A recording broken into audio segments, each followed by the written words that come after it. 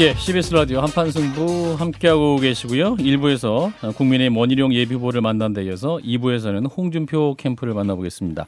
홍준표 캠프의 이현주 공동선거 대책위원장 연결합니다. 위원장님, 안녕하세요. 네, 안녕하세요.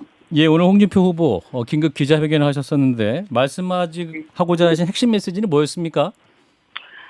오늘 이제 기자회견은 이제 주로 대장동 문제에 대해서 지금 수사가 제대로 안 되고 있다. 예. 그래서 이제 특검으로 가야 된다라는 것과 함께 이 검찰 집권하게 되면 만약 이런 식으로 수사를 부실하게 했을 경우에는 검찰의 어떤 이런 문제들 가만히 두지 않겠다 이런 강력한 경고를 하셨고요. 예. 그다음에 이제 관건 선거요. 그래서 이제 뭐 여러 가지 또 요즘에 보면 무슨 재난지원금 얘기도 나오고 하는데 이런 것들이 이제 선거 전에 이렇게 관건 선거로 이제 도입이 되거나 이렇게 활용되지 않겠는가 이런 걱정하에 이제 관건 선거에 대한 비판. 그리고 이제 선거 중립을 해야 되기 때문에 선거 중립 내각을 구성해야 된다. 예. 이렇습니다. 예, 메시지 방향이 이제 국민의힘 후보들이 아니라 그 문재인 대통령과 이재명 후보를 향한 메시지다 이렇게 해석하신 분들이 많더군요. 네네, 맞습니다. 네. 근데 오늘 이제 5시 현재 61%그 당내에 그 당원 투표율이 그렇게 나타나고 있습니다. 현재 판세는 어떻게 보고 계세요? 오늘 지금 이제 마감이 된 것만 보면 당원이 61.4%고요. 예. 저희는 이제 당원 투표율이 60%가 넘으면 저희가 우세하고 65% 정도 65% 전후가 되면 저희가 확실하게 이긴다 이렇게 판단하는데요. 예. 그 부분 이제 아시다시피 여론조사는 항상 저희가 많이 우세했습니다만 특히 이번 경선에서의 여론조사 방식은 전화면접 방식이고 모바일 100%입니다. 이렇게 볼 때 그 방식과 똑같이 했던 지난주에 4개 여론조사를 가지고 평균을 봤을 때 한 8에서 10% 정도 저희가 더 높게 나옵니다. 그래서 실질적으로 무효표와 무응답표를 빼게 되면 예. 실제로 한 10% 정도 여론조사에서 저희가 이길 것이라고 전망을 하고 당원 같은 경우에는 이제 그동안에 국민의힘 지지층하고 비교를 많이 했습니다만 사실은 당원 같은 경우에는 각 연령대별로 똑같이 있는 것이 아니라 좀 다르기 때문에 전수조사를 하기 때문에 국민의힘 지지층의 여론조사 가지고는 비교를 할 수가 없고요. 예. 이것이 실제로 보면 가장 이제 주목할 만한 것이 이준석 당대표 이후에 신규로 가입한 당원들입니다. 그게 지금 당원의 전체 한 반 정도 되는데요. 예. 이분들이 이제 굉장히 남성의 비율이 높아졌다. 그래서 홍준표 후보가 남성의 지지를 많이 받고 있고 특히 2040이 상당 부분 들어왔는데 이 2040 중에서 특히 남성 비율이 한 80%에 육박한다. 그렇게 보면 이게 어떤 홍준표 후보를 열렬히 지지하는 2030, 40의 남성들의 어떤 바람이 일어난 것으로 저희는 분석하고 있습니다. 그래서 이 당원 투표에서도 총 투표율이 한 65% 또는 63에서 65 정도가 되면 예. 저희가 오히려 당원에서도 이길 수 있다 이렇게 분석하고 있습니다. 위원장님 김성애 소장입니다. 20대에서 40대까지의 당원이 늘어난 것도 사실이지만 사실은 50대 이상이 그거에 한 2배 차이로 더 많이 늘어서 이것이 홍준표 후보에게 불리할 것이다 이런 이야기도 많이 나오지 않았습니까? 그러니까 이제 중요한 게요. 그 전에 당원의 분포하고 신규 당원 분포의 비교인데요. 확실하게 새로 신규 당원 분포는 확실히 늘어나고 이게 합해지니까 이제 이게 조금 희석되는 면이 있습니다만 중요한 것은 신규 당원들의 투표가 굉장히 적극적일 수밖에 없습니다. 왜냐하면 이번에 선거에 참여하기 위해서 주로 가입하신 분이기 때문에 그렇고요. 예. 또 하나가 이제 수도권의 신규 당원의 비율이 수도권이 굉장히 높습니다. 그래서 그전에는 영남의 비율이 50%가 넘었다가 이게 이번에 신규 당원이 포함이 되면서 40% 초반으로 내려앉고 수도권이 굉장히 높아졌습니다.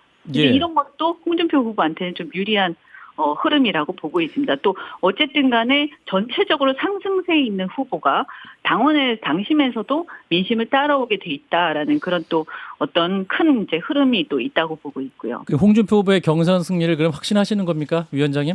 오늘 이제 저희가 좀 걱정을 해서 투표율 때문에 네. 그런데 어제 이제 55% 가까이 됐었고 오늘 61점 얼마라는 걸 보고 저희가 봤을 때는 한 64 내지 56 요 사이에 총 투표율, 당원 투표율이 있을 거기 때문에 저희가 예. 빅데이터로 분석한 바에 의하면 이 정도가 가장 저희한테는 좋은 수치라고 보고 있습니다. 근데 윤석열 캠프의 권성동 본부장은 지난달 2차 예비 경선 때 늘었던 19만 명 신규 당원 중에 11만여 명은 그 윤석열 전 총장 그 지지 당협에서 가입시켰다라는 근거로 윤 후보가 압도하고 있다 이렇게 말씀하시는데 어떻게 네. 답하시겠습니까?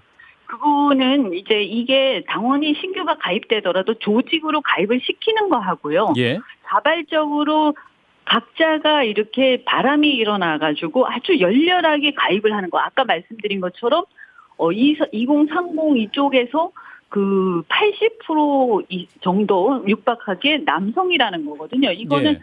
뭐 아시겠지만 특정 여러 이제 커뮤니티들이 있는데 지금 홍준표 후보를 열렬하게 지지하는 그 커뮤니티들이 온라인에서 활동하시는 분들이 이제 대체적으로 그 연령대의 남성분들이십니다. 그래서 저희가 볼 때는 물론 윤 후보 쪽에서도 당원 가입을 많이 시켰겠지만 예. 이렇게 적극적으로 어떤 각자가 이 어떤 자발성에 의해서 투표하겠다고 가입하신 분들의 어떤 열망 이것을 꺾지는 못할 것이다. 그리고 실제로 그런 커뮤니티나 온라인 상에서 보면 어제만 해도 투표 그 인증샷 막 올리고 굉장히 열기가 뜨겁다는 것을 저희가 목격을 했습니다. 윤석열 후보 지지자들 열기는 굉장히 뜨거우실 테니까요. 예, 진 작가님 네네. 또 질문해 주실까요? 뭐 조직과 바람의 차이니까요. 알겠습니다. 예. 어쨌든 바람이 일어난 것은 확실하다 이렇게 보고 있습니다. 예, 알겠습니다. 예. 오늘은 후보가 기자회견하셨고 어제는 위원장님이 기자회견을 하셨는데요.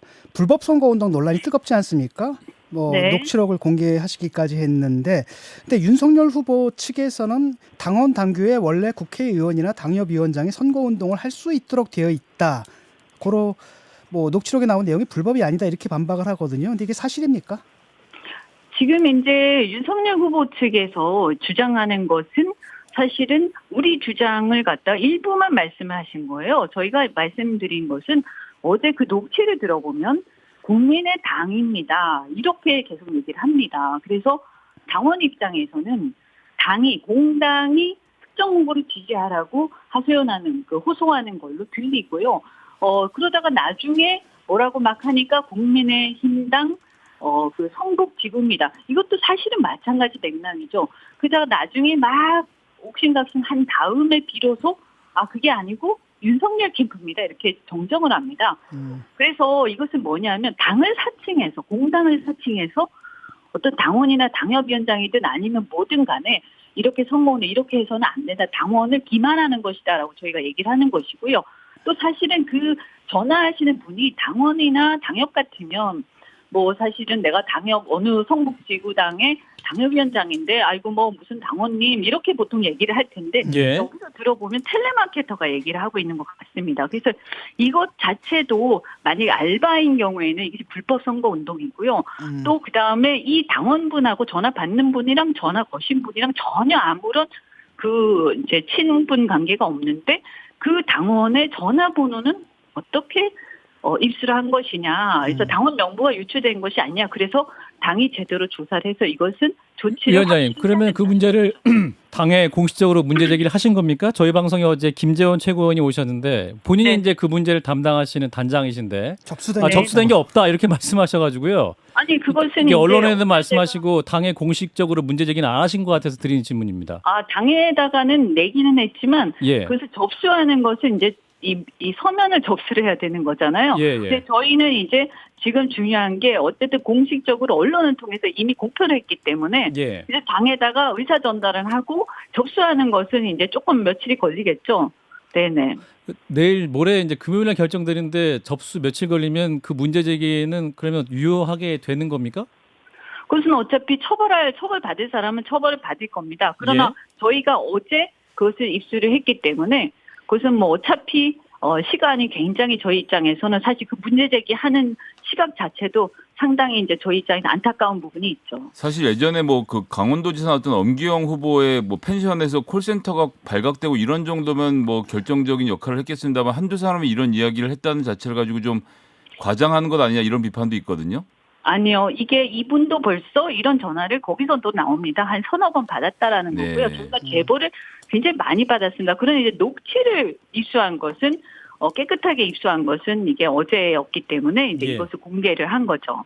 그리고 이제 이것뿐만이 아니라 시도당 위원장 같은 경우는 지방선거 공천권이 있기 때문에 원칙적으로 당원당규에도 나와 있습니다만 선거운동에 개입하지 못하도록 돼 있는데 지금 울산시당 위원장 같은 경우는 아예 대놓고 선거운동을 해서 또 중립 요구를 해서 중립한다 해놓고 또 선거운동을 해가지고 그것이 또 녹취가 있어서 그게 또 문제가 되고 있습니다. 위원장님 지금 박사모 뭐 가짜 박사모 진짜 박사모 논란 벌어지고 있고 위원장님은 이 박사모 가짜라고 말씀하시는 걸 저희가 듣고 있거든요. 어떤 네네네. 말씀인지 설명을 좀 네네네. 부탁드리겠습니다. 예를 들어서 우리가 노사모라는 것도 노사모라는 이름을 뭐 어떤 다른 사람이 쓸 수는 있겠죠. 하지만 되게 그런 노사모라는 건 정통성과 어떤 그런 세력의 어떤 그런 게 있지 않습니까? 그래서 누가 다른 사람이 그 이름을 사칭한다고 해도 다 압니다. 어떤 게 진짜 노사모인지. 마찬가지 박사모도 정통성 있는 박사모는 2004년에 정광용 회장이라는 분이 전국적으로 만든 그 이제 박사모인데요. 예. 전혀 이게 관계가 없기 때문에 이번에 이 단체는 사실은 박사모도 아니고 박사모 회장단이라고 해서 몇 개의 자잘한 단체들이 모여가지고 박사모 회장단이라는 것을 새로 만들었습니다. 그리고는 언론 플레이를 박사모라고 해버려서 이게 기사가 나가면서 실제 진짜 박사모 측에서 이거 고발하겠다라고. 자, 위원장님 그렇다라고 하면 뭐 말씀은 이해를 했는데요. 네네. 그런데 이게 지금 박사모를 한다는 게 이게 지금 탄핵의 강을 건넜다는 정당에서 박사모의 지지를 받는 게 이렇게 중요해지는 일입니까?